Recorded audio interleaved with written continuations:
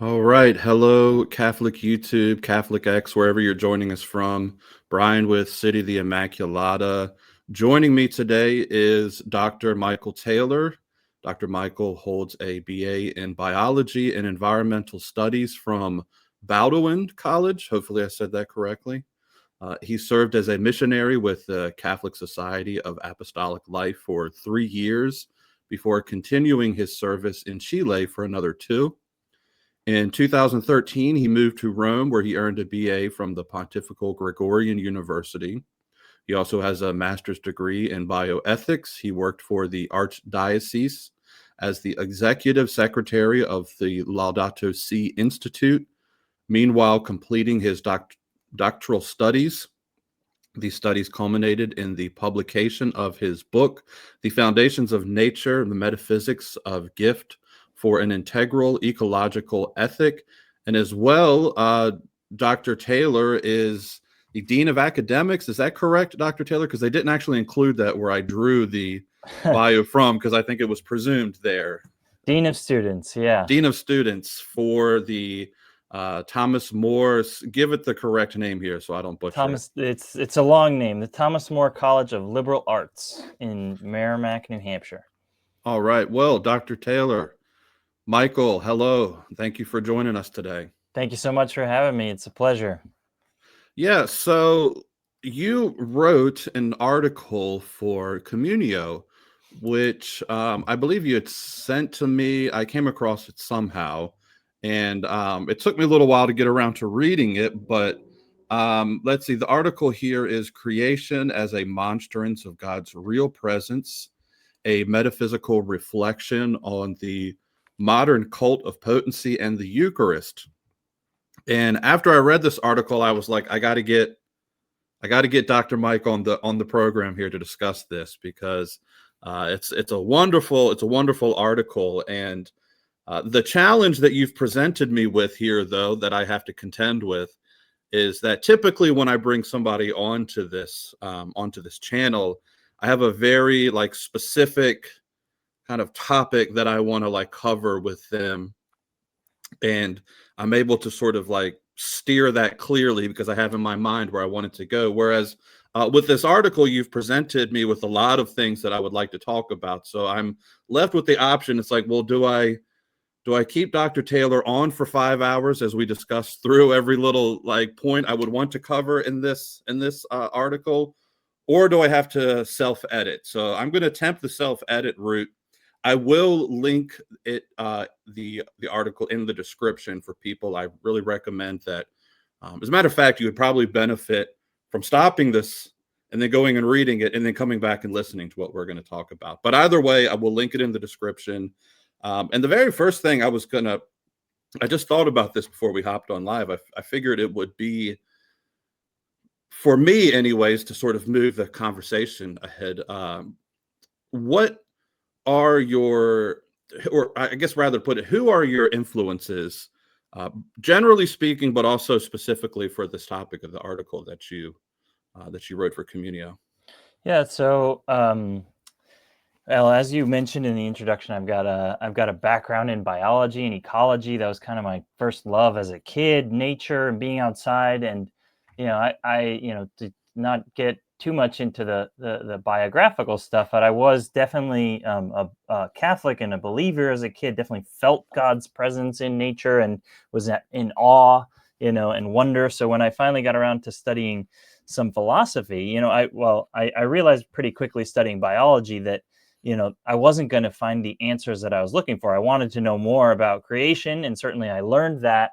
But I had deep philosophical and theological questions that were just often ignored or passed over. So when I got around to studying philosophy and started hearing people talk about wonder, talk about creation, creatio ex nihilo, all these things started to bubble up, and I was saddened by what I saw among my peers as a kind of love for creation, a love for being in nature, but also not being able to find the creator in the midst of creation. So that's just to give you and the listeners out there an idea of where I'm coming from. So it's kind of been a quest to explain what I perceive and explain the truth of that as I find it, and continue to discover more and more in the richness of the tradition. So definitely Thomas Aquinas is the major influence. I studied philosophy, and then you try to dig down into what is creation, and you inevitably go deeper and deeper into metaphysics and the Aristotelian Thomistic understanding of creatio ex nihilo. So those are huge influences. I obviously have been influenced by a number of other thinkers that have taken Thomas's work. So in the modern era, let's say for the Catholic theology, there are probably four schools, you could say, or four divisions. Some stronger divisions than others. So after Vatican II, you get liberation theology, and you get concilium theology, and both of those kind of abandon Thomas as their metaphysical rock and start drawing on Kant and Marx and others as their philosophical dance partner, as it were. But both Communio scholars and the more classical Thomists remain faithful to Thomas as their metaphysical rock and partner for theology. So that's crucial. So I definitely feed from both of those traditions. Drink deeply from both of those traditions. Stratford Caldecott was a friend of the family from early on, so I read a lot of his work, and he likes to delve into all sorts of ecological and quantum physics themes, and crosses that boundary rather easily. So I definitely appreciated his work, and then since then, just the writings of David L. and Dave C. Schindler, Michael Hamby, John Milbank, and others. So wherever I have been able to find things good, true, and beautiful, I've followed suit. So that's a little bit of where I'm coming from. Great. And I want to try to use this as a chance, in so much as I can, to add to like anything that I could add to the conversation, because you and I have kind of we've talked shop before about philosophy a little bit, over coffee and these things. And I never really got a chance. I can immediately, as I was reading your article, I kind of got a sense for who's maybe some of you're drawing from, and I thought it would be a good sort of interaction here, coming as I am from a much misunderstood, maybe much um, neglected Franciscan tradition. And on this channel, I've spent a lot, and not even just on this channel recently. On my, I have a Patreon channel, and we're going through a book group of the theology of Father Peter Fellner, a conventual Franciscan who wrote in the late 20th and into the 21st century until he passed away. And I see him as something of the post-conciliar uh, orthodox reading of the Franciscan tradition, going basically from St. Francis all the way up to Maximilian Kolbe. And he was probably the premier scholar, Kolbean scholar, that was alive in his day. And so I thought it would be kind of fun to sort of bounce some ideas back and forth as we kind of go through this where I can. I may not be able to contribute a whole lot here, but we'll see. But add maybe some of the Franciscan view to add just some sort of contextual layers to Because sometimes I find that there's a maybe an unnecessary combativeness towards, say, like approaching theology from the Thomistic point of view versus, for example, like the Scotistic point of view. Mm. Whereas I think with the proper and as it is, I am helping a one of the scholars of Fellner's work. I'm helping him transcribe Fellner's lectures that he recorded. So I'm kind of like up to my neck now in Fellner's theology. So it would maybe be helpful to sort of present some of that Franciscan view Yeah. as we discuss some of these things. And what I wanted to do, maybe to kind of kickstart this, I haven't done this before, and I'm not doing this I want to read some quotes, and we'll kind of use that as a springboard, not to be patronizing to read your own quotes back to you, but just as sort of like to give people sort of an idea of what you're saying in this article. Because as I was saying, there's a lot of different places that we could go with this.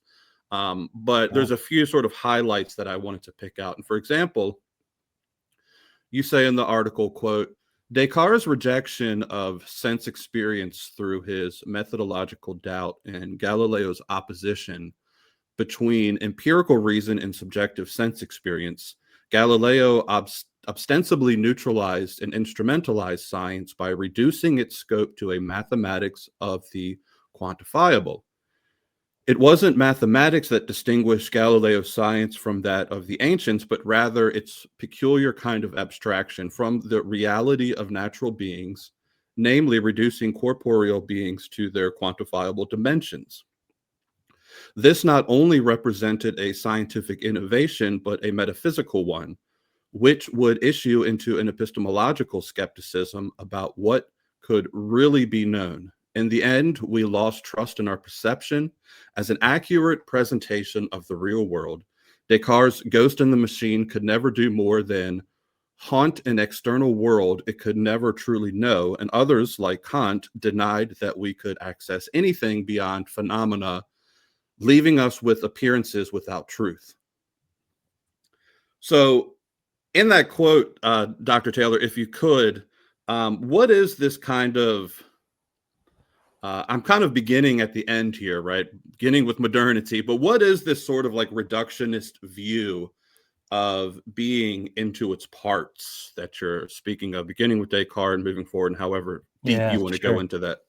Well, just to put a little context for the discussion there, my argument in the paper is that people um, have lost faith in the real presence of the Eucharist because, um, and this is my thesis, that because we have actually already lost the ability to see God in creation, right? So there's some connection between being able to have this metaphysical gaze upon the creature that it actually sets us up to see and understand in a profound way the real presence of Christ in the Eucharist, and that isn't just a leap of faith, as that you just have to believe blindly, but actually it has an inner logic once you see the way that creation works and God's presence in it. So when we get to Galileo and Descartes, now the problem, this isn't a dialectic against modern science. Modern science is a strategy, is a method by which to learn certain things, but the problem comes around when that method is taken as being the best method by which to understand all of reality, right? So um, how does Galileo get to the heart of material substances? Well, he says everything that is not quantifiable is secondary and not important. If it's not measurable, it's not important. Descartes says something very similar when he says, I don't trust my senses, so I actually, and he's a rationalist that makes his way back to empiricism kind of through the back door. He's distrusting his senses and his whole sense experience, but is ultimately seeking for the kind of certainty that mathematics gives. So modernity is quite striking the way modernity is demanding a kind of certainty that was never demanded before, right? So there are different forms of knowledge. we don't tend to think that we need to demand certainty to know that our parents are our parents. I don't know if people turn 18 and go get DNA tests, but there are just things in life and ways of different forms of knowledge that um, some are require more certainty, or are capable of holding more certainty than others.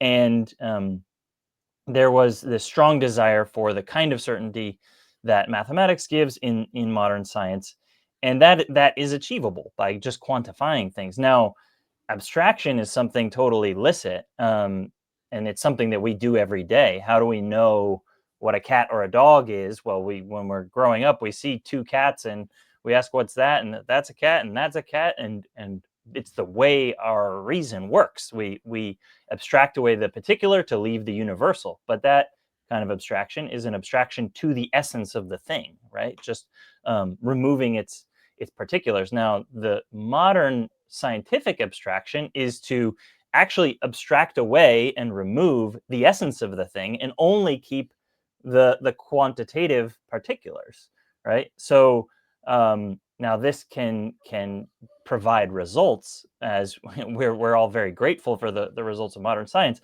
but the problem is that it very quickly morphs into, well, that which is most certain must also be the most real and the most true, which is not true, right? And the fundamental problem with this point of view is that it actually changes the way we think of human reason. So if human reason is a kind of contact with the logos, the kind of contact with the divine ordering reason of Christ, that has imprinted itself in reality and in ourselves, then to a very real degree, we are um, subservient to reason and have to recognize the limits of human reason, and you have to have a certain intellectual humility that would say, I can understand reality truly, but never exhaustively, leaving room for mystery, right?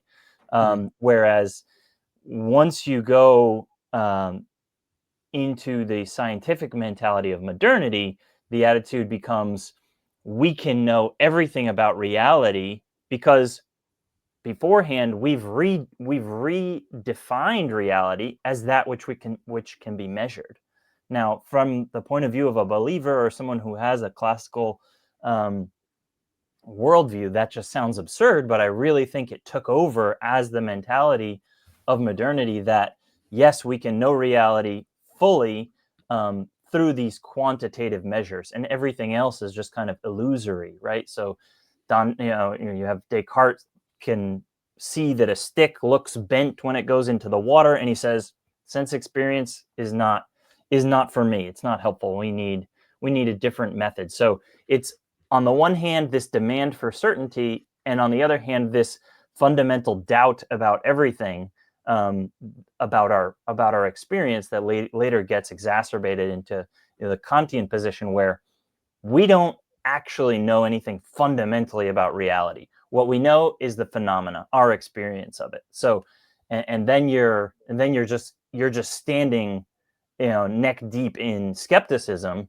and you're only a step away from, well, why don't I just, if I can't know anything, why don't I just be an atheist or be an agnostic and just make life enjoyable for myself, So that was a long-winded answer, but I hope it serves.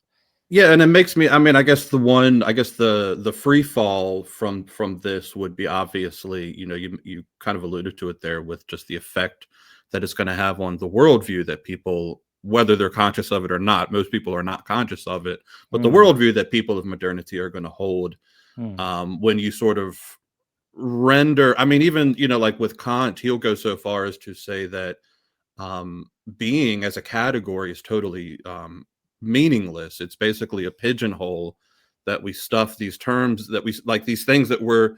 It's like it's a linguistic tool. That's all it yeah, is. It doesn't yeah. actually have any kind of like metaphysical thing that we. There's nothing metaphysical that we could say about being. Mm, And so when you sort of render, I guess the downstream effect of that is like you end up rendering the telos null and void, hmm which is going to affect, people's how they're going to view each other, how they're going to view Um, everything, art, Yeah. meaning, culture, life, Yeah. everything is downstream from that Yeah. reductionist view. Well, and just to take us a step back, I think Thomas has a great quote, and it's represented in a lot of traditions. But the basic idea is simply, if you misconstrue creatures, you will inevitably misconstrue God, right? And this has kind of been the um, my whole intellectual trajectory, and everything that I write on has to do with this problem, right? So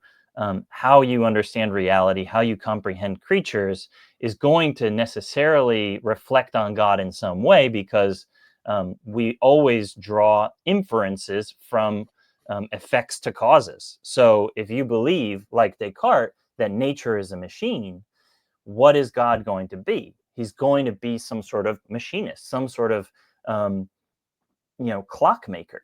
Now, how is a clockmaker different from the Christian God? Well, the clockmaker might be responsible for making the thing and giving it order, giving it laws, but he's not in it. He's not present in the world. So you have, one of the claims I make in the argument is that this is deism, actually. Whether it's conscious or not, this sort of viewing of creation as mechanical is deism. That you can still be a Christian, quote the Bible, and actually be a good person, but still be a deist, which is not a not any form of Christianity, right? Hmm. And so this sort of attitude is very dangerous, because you lose sight of the immanence of God, right? St. Augustine, God is more intimate to me than I am to myself, and it also loses the notion of creation. Fast forward, and we're talking about the Big Bang, and that's going to be the proof that God made the universe. It's like, no, the proof that anything that God exists is that we exist now, because we are not the source of our own existence. And if we exist now, it's because we are receiving the gift of existence right now in this moment, which is a very beautiful and healthy meditation to have, especially in this current climate of anxiety and stress. And if you exist, God is loving you into existence right now, and I just think that's so beautiful. But you miss out on that entirely by changing your view on creation. Now, on the other side of the spectrum, you have, well, creation is this cosmic flux, right? And everything we're all just stardust, and so you lose the creator on in that direction too. So on the whole, the claim that I make is that it's really only Catholic metaphysics that's able to grasp both the unity and difference that allows for a metaphysical account of the dependency of all creatures on God and their unique existence as really individual creatures. So you have to find this balance, and that's something that the tradition has done in a beautiful way, and that the world is kind of ignorant to. So Yeah, and it's actually a good kind of springboard for the next thing I was going to. Well, actually, before I go there, um, one place that my mind goes to as we're talking about this, and I was thinking about this. I listened to the interview that you did with Dr. Larry Chapp on this very subject as well too, and which I recommend people would listen to. And there's a certain part in there where you guys are talking about the problem of consciousness, right, as they call it in philosophy of mind today. And I think there's an interesting conversation to be had there. Certainly, I mean, I'm interested in it myself. But then this is maybe where I would bring in some of the Franciscan elements that I've been studying here recently. I know that when it comes to the subject of what the person is, Thomas is going to draw from the traditional definition given by Boethius, that person, it's basically a Aristotelian definition, right? That that the matter is the individuating principle for the person. Um, and I may have butchered that for my Thomists out there, but something to that effect, right? You get the idea of what I'm saying. Whereas Scotus, and even I would say Bonaventure as well too, are going to draw more from the Victorines, specifically Richard of St. Victor, who took Boethius's definition and modified it a little bit. And what Richard of St. Victor says is that a person is an incommunicable existence of a common nature. And Bonaventure is going to run with that. Scotus is really going to run with it. And I think there's actually something to this idea, especially this Victorine, this Bonaventurian, this Scotistic understanding of person, which doesn't allow for the reductionist view of being into this Cartesian. I think, and I'm not. I want to always be careful when it comes, because I know St. Thomas is the common doctor, right? So a lot of the times, any criticisms that I would present of St. Thomas, it's more a thought experiment than it is a particular criticism, because I know Thomas is infinitely smarter than I am, right? But one of the things that I think is a risk of the strictly Boethian Aristotelian definition of person is that it does run the risk of the individuating thing being the material principle, whereas this idea of incommunicability, right?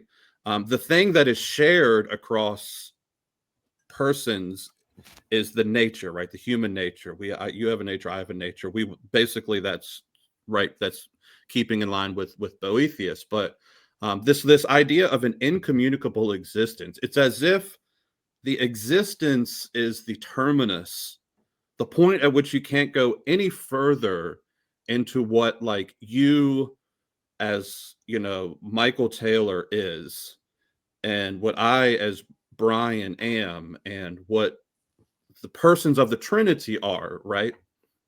Because the Father's not the Son is not the Spirit. There's an existence there that is, one is incommunicable to the other, though they share this divine nature in common with one another.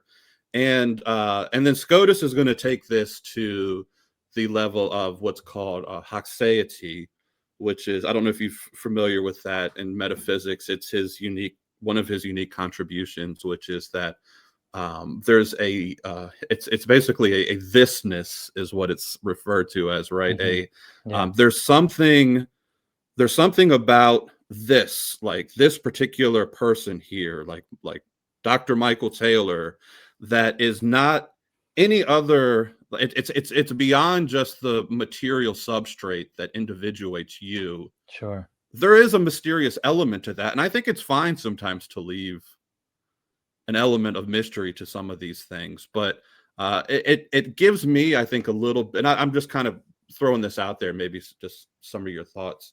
It gives me a little bit of a comfort in terms of the temptations that maybe would come along with the Cartesian criticism of the classical understanding of being as such. Yeah. I think there is something problematic, or could be confusing, to follow that line of material as the individuating principle, right? If you're just held to that, I mean, I think that there must be, and I think it also is present in the Thomistic tradition as well, and his anthropology does also seek to explain thisness, this absolute unrepeatableness of the human soul, especially, right? So moving from Aristotle to Thomas, you get, Thomas will adopt a lot of his language, but it can be very misunderstood. But fundamentally, what is a human person for Thomas? It's going to be, you can't think of, we tend to think of, well, from a Platonic point of view, well, the soul is eternal, and then the body, so you've got this body, and then God puts a soul in it, right? And that's how God is creating people. But that can't possibly be how things really are. And what becomes clear, and I think you would appreciate, is that every single, the notion of creatio ex nihilo means that every new human soul is created along with the body simultaneously, right? And then it's the way Thomas formulates it, at least, it's being is given to the soul, which receives it, possesses it, and confers it on the body. And this is different from an Aristotelian conception of animals, for example, where um, once the body fails, then the soul can no longer persist. But the way that Thomas formulates it, if it's actually the soul that is possessing um, existence, that means that it can persist after death, right? Which it's still incomplete in some way, and somehow it's expectant of the resurrection of the body, but it can persist through death because it's not dependent on the body. And the way that this is in Aquinas, this is in in Aristotle. The way Aristotle proves that the soul is immortal, following Plato, is to say that, well, it's clear that there is a function of the soul that does not depend on an organ, and that is proved by the fact, well, one of his points is that, for example, you go out in the bright sun, you get blinded, your sense capacity for vision is reduced after that. But when it comes to intellectual comprehension, when you come to comprehend something more lofty, more complex, and more beautiful, and even, let's just take a simple example of, you understand a mathematical formula, you are better able to understand other things. You're not less able to understand things. And so, and this knowledge is, and this intelligence is not limited by material. And he accounts for the fact that you get old and your body also needs to support this process. But we moderns tend to think that the brain is the organ of the soul, right? Which is not at all how the tradition looks at it, and not at all a true representation of Catholic anthropology. The brain it serves a purpose of uniting the activities of the soul with the body, but is not the mediator of it. And just part of the evidence for this is that you can lose half your brain, and the brain will reorganize in order to reorganize the functions that it needs to complete. So useful, yes, but not in the same way that an eardrum or an eye is to hearing or to sight. So to get back to the soul and the unicity of each person, and the notion of creation, yeah, every single human soul is created simultaneously. And so that means that both body and soul are ultimately unique. And so I do think that Thomas is being faithful to the philosopher and using that language of matter as the individuating principle, but it can be a little misleading. And I think that the truth has to be held that there is a unicity of each individual, a uniqueness that is unrepeatable.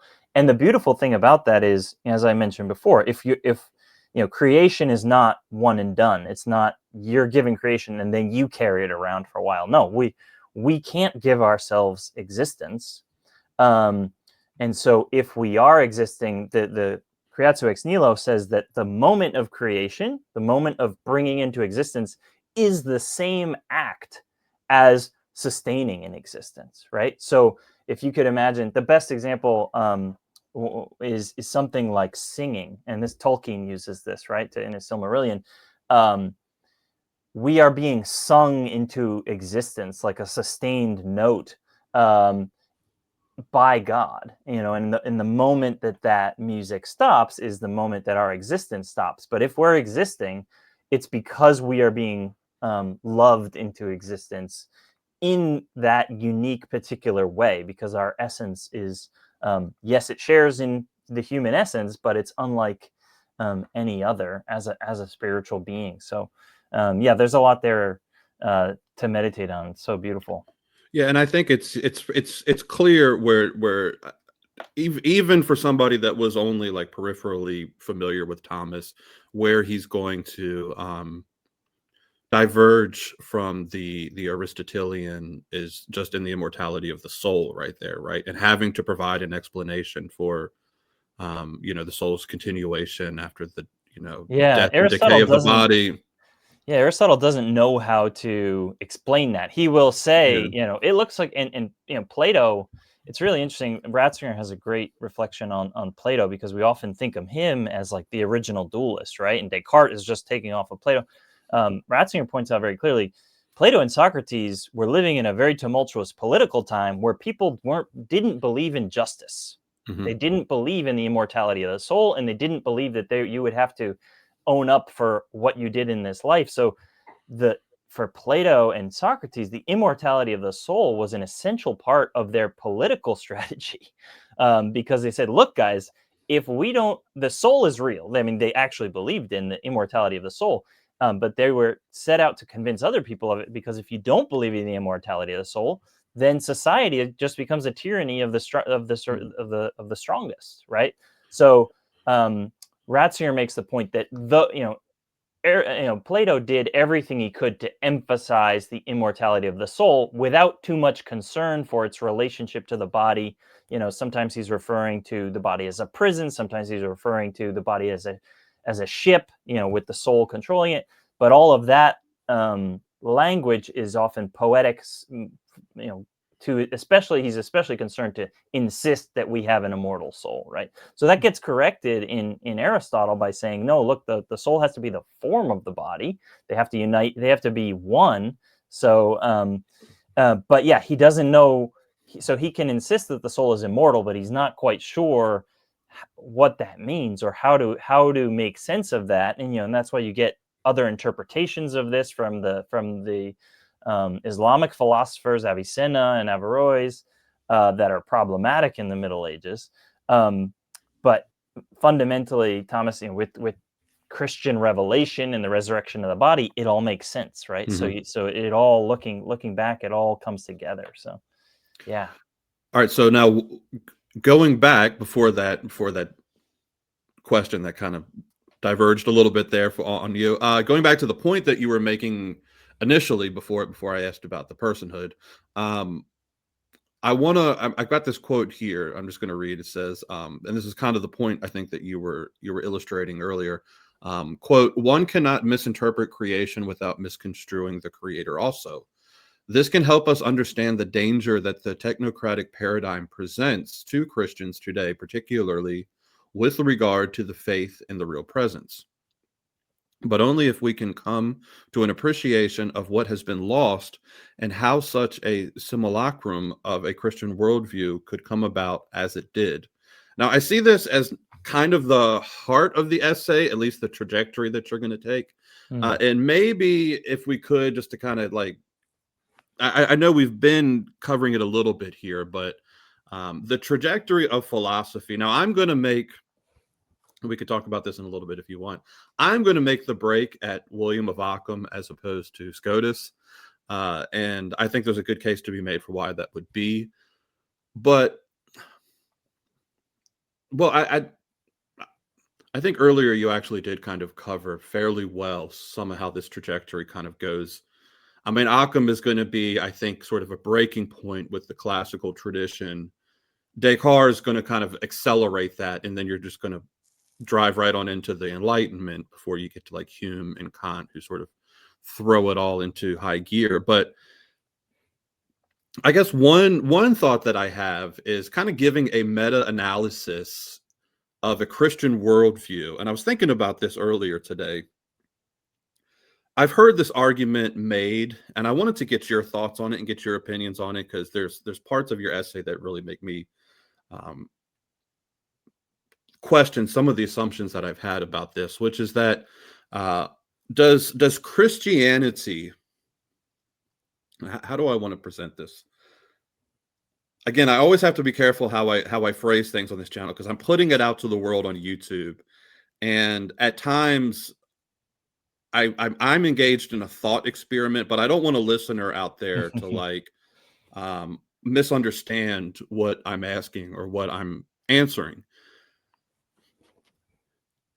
It seems like it's possible, and given the history of the last 2,000 years, how it's worked out, that if you were to take sort of if you were to evacuate the providential from your methodology of doing history, and you were just strictly looking at Christianity as a 2,000-year event, it seems like in seed form that atheism is almost inherent within the Christian worldview and the paradigm that it sort of sets up. Now, before I go, before you reject this, just hear me out on this, because I've heard people make this case before. And the case is that, all right, you think about what the early Christians did. The early Christians arrive on the scene, and the very first thing that they're going about doing is overthrowing false gods. They're going, and it takes them, it takes them. I mean, if we take Europe as sort of a consolidated effort of Christianity and a physical place, roughly to the 8th, 9th century, to really sort of consolidate Christianity and kill all of the old gods off of pagan Europe, give or take. And then Christianity, this line of thought would say, it had nowhere to go from there but inward. And it was only a matter of time before it started turning on itself. And the next thing that kind of gives, and it depends on where you want to locate this. In the East, you could maybe say the iconoclasts. In the West, it would happen later with the Reformation. They turn on the saints and they start to overthrow the saints, the same way that they overthrow the old gods of yesteryear. And it was only a matter of time after you overthrow the saints before you get to a point where you begin to overthrow God himself. And this is going to be the Enlightenment. Now, I think I have my own particular thoughts and answers to this, but there were some things that you kind of like brought up about this sort of the trajectory of Christian philosophy. And I'm wondering, like, I don't know. I mean, I know there's a lot of different people that would hold different points of views, and there's clearly very modernist historical critical thinkers that exist in Catholic academia in the world out there who would probably hold something similar to this view, that this was sort of the inevitable trajectory that Christianity was going to go down, given the nature of what it's doing. Now you take, I want to say, I'm not trying to add here to what your particular thought is, but you take a more enchanted, I would say is maybe the correct word, that in the providential sense, maybe, or even you could say, yeah, let's use the same methodology, even if you were to again evacuate the providential from the history, just for the sake of argument. Christianity is actually quite an enchanted religion in its own respects. The real presence, the saints, the invocation of the saints, and these kinds of things. And I've given you a lot here, but this is kind of where that thought of the just the creation without misconstruing the creator, the faith in the real presence, and then this trajectory of the Christian worldview and where we are today, where this loss, I mean, I know you bring it up in the article, like, for example, the loss of faith in the real presence. There's a question in here somewhere, Dr. Michael, but basically, like, was this inevitable almost, or is this worldview that I think maybe you're presenting the antidote or the counter to that other position? Yeah, it's a really interesting question. I'd have to think more about it, and I'm specifically thinking of a couple texts that I'd like to look at again to see the position, because there is, to a certain degree, the fundamental trajectory of Christianity is a little bit revolutionary, right? Which does imply a certain drive to overcome what came before, right? Which would make it look like, overcoming Christianity is kind of baked into what could inevitably happen.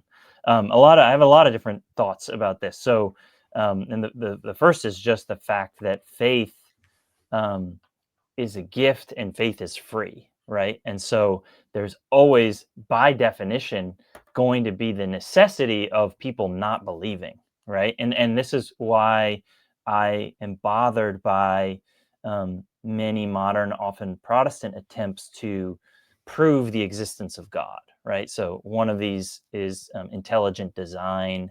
It was popular in the 2000s, and there's still arguments that, if you look at the flagellum, or if you look at something else, it never could have evolved. It's impossible, and therefore it's a proof of the existence of God, right? Which is problematic on many fronts.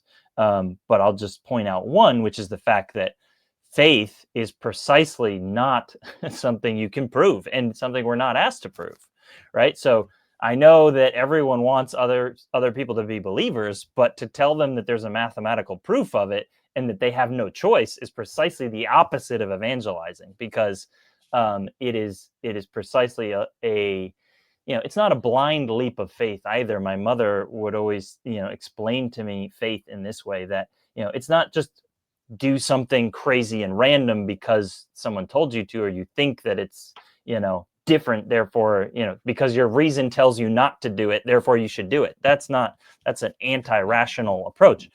Faith is she described it like this: it's similar to being in a burning building, finding your way to a window, not being able to see a thing, just smoke and darkness, the darkness of night, and hearing a voice below saying, "Jump, we have a net. You're going to be okay." Right? So it's reasonable. It's not something you can prove, right? And that's the point. You've got to trust God. So that's just to say, the impulse to try to prove God by some sort of quantitative measure is not helpful. But I don't think that. So kind of inherent in the question is, could we have the modern science that we do without ending up in this situation of modern atheism? And I think that there is, and always was, a way to do what modern science does within a fully Catholic and moral worldview. And when you look at some of the precursors to the Enlightenment and Protestantism, I think I see Luther more as a regression rather than a progression. Certainly not in a positive way. Am I saying progression? But it's almost as if Luther, his anxiety, his scruples, and his conception of redemption ultimately, which was, you're never fundamentally changed by Christ, you're just covered over by his grace, to me smacks of a regression to paganism, in which you're never fully redeemed and you are just at the mercy of the gods, right? So, and I've heard it described this way, and I think it's an accurate representation of Luther's never fully escaped the German paganism that has this kind of negative anthropology, and the negative anthropology of Calvin the same. So it's a very difficult and very interesting question that you could talk about for hours, I'm sure. But just to kind of bring it to a point here, I think that the accusation that I'm making is that by modern science wanting to make the absolute fastest progress towards worldly comfort, right? This is their goal. Bacon says it, Descartes says it. You read Descartes, all these meditations, all this metaphysical stuff, psychological stuff, the soul, God. He gets to the end of his meditations and he says, I could really do wonders for science if you just gave me money and freedom. So all of this just boils down into worldly comfort, right? Descartes, at the beginning of his meditations, says, I didn't find anything useful for life in the schools that I went to. He studied with the Jesuits, had some of the best schooling in the world. So what's your definition of useful for life, right? What is useful for life to you? Well, it turns out it's medicine, right? So the inherent in this movement is a kind of desire for comfort and pleasure that is not is precisely what Christianity is warning against, and saying, don't worry if you're suffering or sick. There's a better life to come, and in fact, you're building up treasure in heaven. So, can you carry out the scientific method and abstract to quantitative measures and still remain in the enchanted realm of a Christian worldview in which God is intrinsically immanent? Well, yes, you certainly can. Are you going to have as much passion and drive to do that? Well, no. One of the you probably won't, because you're going to realize, yeah, all of this is good, but I mean, heaven's going to be much better. Heaven is much better, and living in the presence of God today is much better. Um, and one of the points that I make in that is just, the medievals were concerned primarily not with the other world. I don't like to say it that way, um, but concerned with um, the building of cathedrals and the preparation of the soul for the future. Now, charitable works, the mendicant orders, all that stuff, um, they weren't escapists.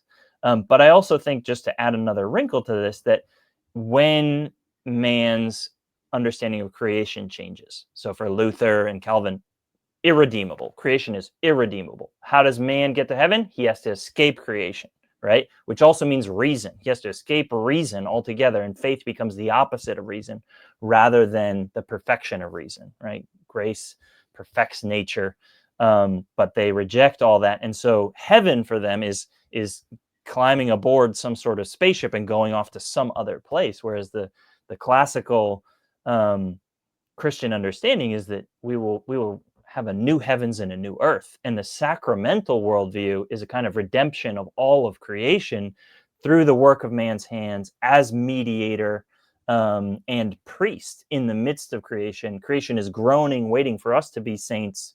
And so we're not trying to escape from this world. We're trying to redeem it through our own holiness.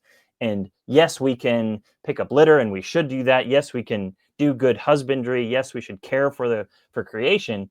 But the best way to care for creation, or the culminating way of caring for creation, is by being holy and being saints and redeeming all of creation in ourselves, right? So there, I just threw a lot at you, but it's a really interesting question that I think you could take in a lot of directions. But yeah. Yeah, one thing I was thinking about with where you went with that is, you kind of began it by saying, that um I would almost say it's inherent to the Christian faith a sort of revolutionary sense. That's such a loaded word. Yeah. I would maybe say that inherent to Christianity is a reforming faith. Like Mm-hmm. I don't see the old Christians of those early centuries. Um, yes, they're knocking down the idols, but they're also holding on to something. I mean, all you have to do is like I like last year I read Gregory of Tours Saint Gregory of Tours History of the Franks.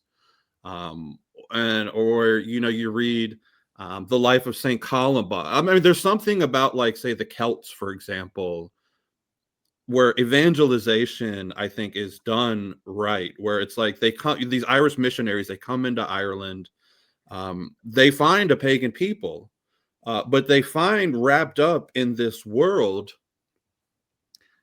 And I mean, yeah, again, there's so many different ways to take this. They find up wrapped in this world what I would say is elucidated later by the scholastics, a sense of like natural theology. And inherent in Celtic paganism was a sense of triads. They saw triads everywhere. Mm. And of course, St. Patrick shows up and says, "Well, do I have news for you?" Yeah. Yeah. But you see that, and then you see some of these like what would, even by the time of St. Thomas in them, maybe be seen as like fantastic stories. I mean, I was reading, like, with the one with Gregory of Tours, there's one story he was telling about a Frankish saint that was, like, I think it was locked in prison or something. It was a very, like, it was almost like the scene from Acts, but like two saints in heaven came and like burst the wall to this prison and freed this like saint so that he could go back out and start preaching again. Or you think of the stories of, like, like the one with like Saint Columba, where he rebukes the Loch Ness monster. Or you think of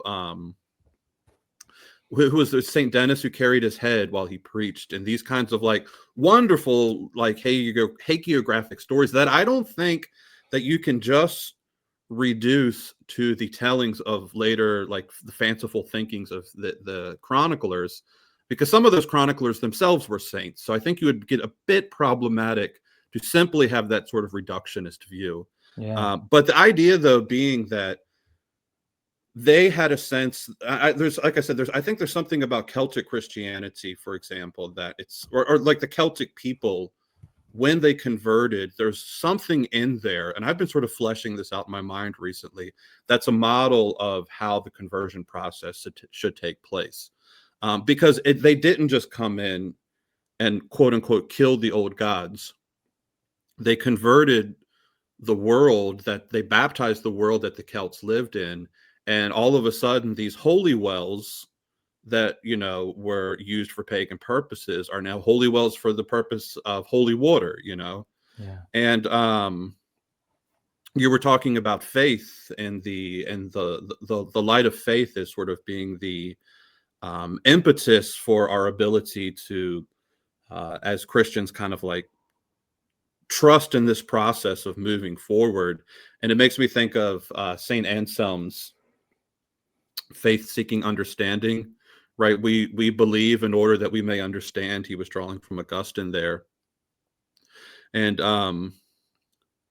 I think with the later, especially, and to be fair, Dr. Taylor, I think you find this in elements within the Catholic Church, even as we go into the Tridentine period, the Baroque period of the church, where you have what I would call maybe like a more, I wouldn't accuse them of being crypto Protestants, but certainly humanists.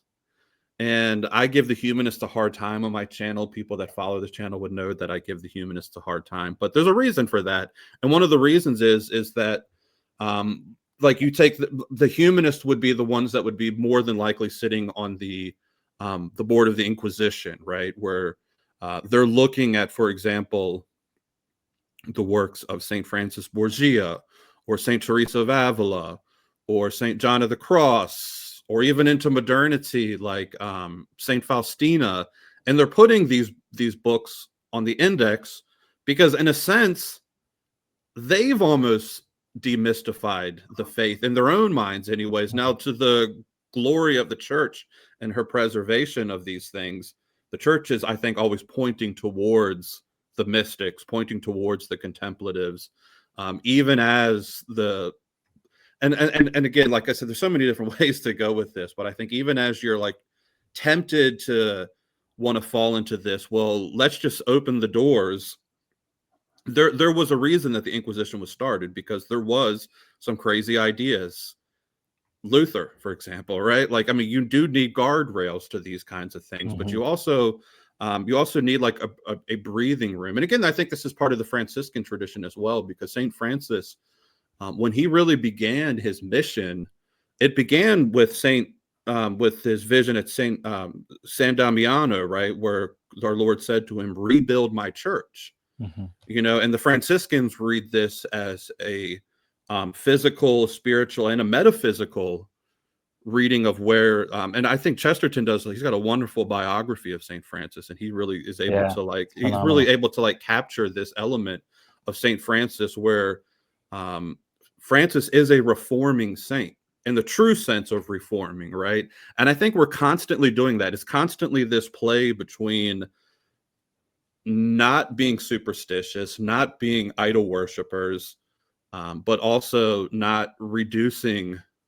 this sort of gift of the world that we've been given down to its barest parts of mechanical prosthesis. And I know I'm kind of rambling on here a little bit, but yeah, there's a lot that you can draw from. And I agree fully. So with the pagans, I've found quotes from both C.S. Lewis and Charles Péguy saying, Péguy famously says, you cannot convert someone who doesn't believe they have a soul. You can convert a pagan soul, but you can't convert someone who doesn't believe they have a soul. And Lewis says in a letter, maybe the thing to do is to convert people to being good pagans and then converting them back to Christianity, right? So there's something substantially lost, right? Aristotle always uses this example of the wine, the way that wine turns to vinegar, and the only way to make it back into wine is to pour it into the ground and grow new grapes, right?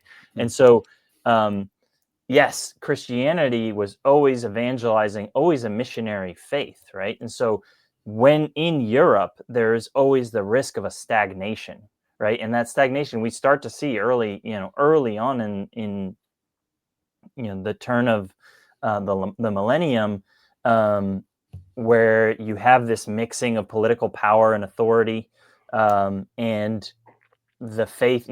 You've got real problems in the Renaissance with popes leading armies and whatnot. So that sort of thing demystifies more than anything else, because it's like, well, these guys don't even believe what they're supposedly the head of, right? How is this the model of Christ, right? So I think that political element is not to be forgotten. But just to say that, in trying to trace this genealogy of atheism, the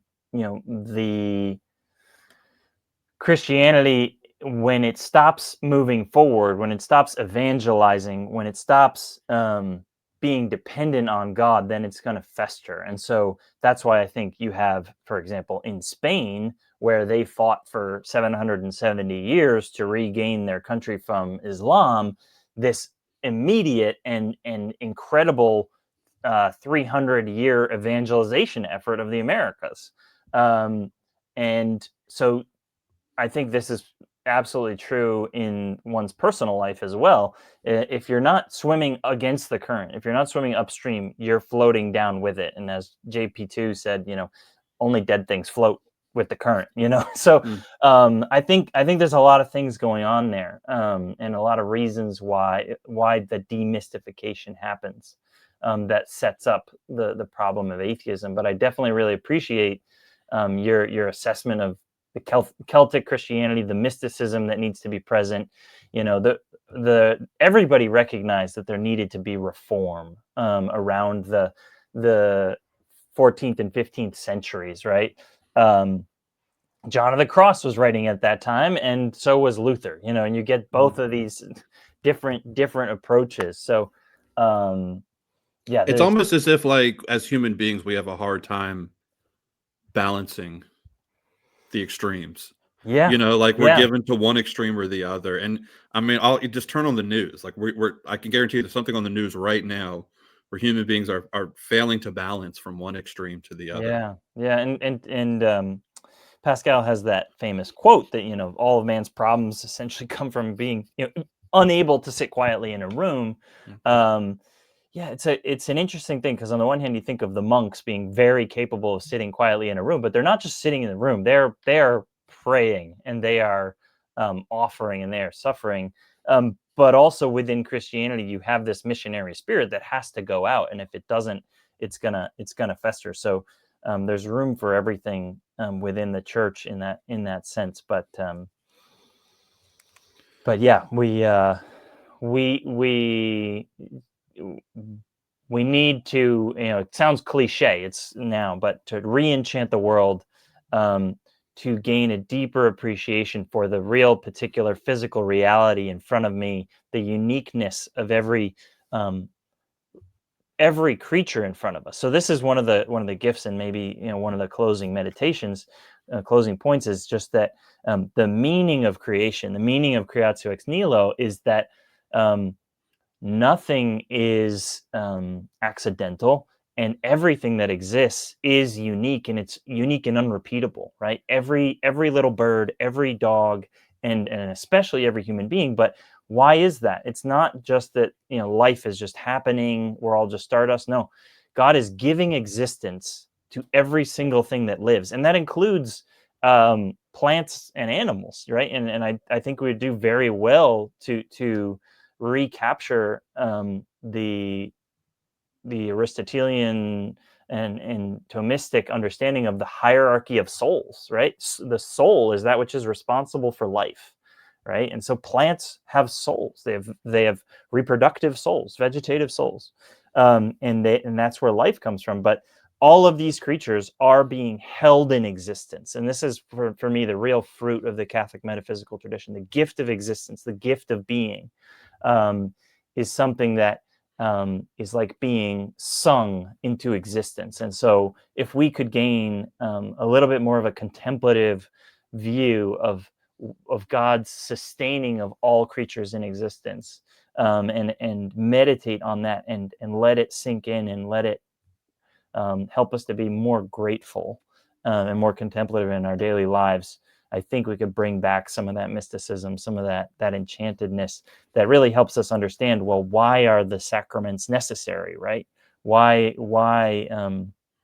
did God wish to order his graces in this way to be mediated through priests and through creation, right? You can't have the Eucharist without the cooperation of man's hands with wheat and grapes, right? So all of it is tied together in this cosmic covenant, the purpose of which is to bring all of creation in this great going out of creation and this great drawing back in of creation into God's love, which is the ultimate goal. So that for me is, you know, you could talk for a long time about what went wrong, but ultimately we should come to, well, what do we do now, right? And I think we're on the right track here with this conversation. Yeah, and I mean, it's unfortunate. I wish we did have more time, and because I had some more excerpts. I mean, just your there's parts that you bring out here on the purpose of the incarnation, and there's parts that you have in the essay on light and illumination and act and potency, all very Yeah. pertinent. Well, And maybe we'll have to do a second edition, but yeah, because I'll this has say been great.